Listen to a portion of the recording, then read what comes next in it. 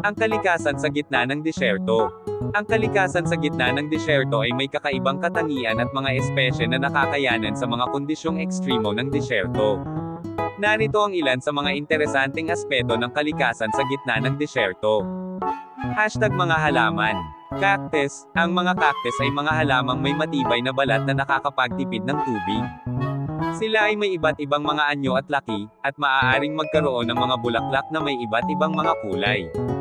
Mga halamang disyerto. Ang mga halamang disyerto ay mga halamang nakakayanan sa mga kondisyong ekstremo ng disyerto, tulad ng mataas na temperatura at kakulangan ng tubig.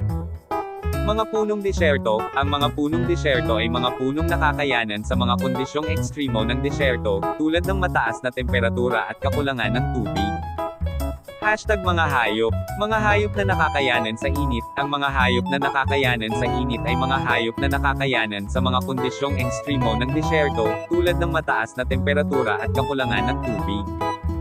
Mga hayop na nakakayanan sa kakulangan ng tubig. Ang mga hayop na nakakayanan sa kakulangan ng tubig ay mga hayop na nakakayanan sa mga kondisyong ekstremo ng disyerto, tulad ng mataas na temperatura at kakulangan ng tubig.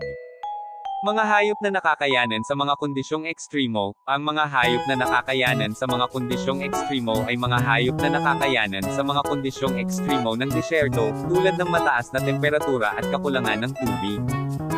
Hashtag mga espesyal na katangian. Mga batis na disyerto. Ang mga batis na disyerto ay mga batis na nakakayanan sa mga kondisyong ekstremo ng disyerto, tulad ng mataas na temperatura at kakulangan ng tubig. Mga lawa na disyerto. Ang mga lawa na disyerto ay mga lawa na nakakayanan sa mga kondisyong ekstremo ng disyerto, tulad ng mataas na temperatura at kakulangan ng tubig. Mga bulkan na disyerto. Ang mga bulkan na disyerto ay mga bulkan na nakakayanan sa mga kondisyong ekstremo ng disyerto, tulad ng mataas na temperatura at kakulangan ng tubig. Sa kabuuan, ang kalikasan sa gitna ng disyerto ay may kakaibang katangian at mga espesye na nakakayanan sa mga kondisyong ekstremo ng disyerto. Please follow and share. Boss Koy TV.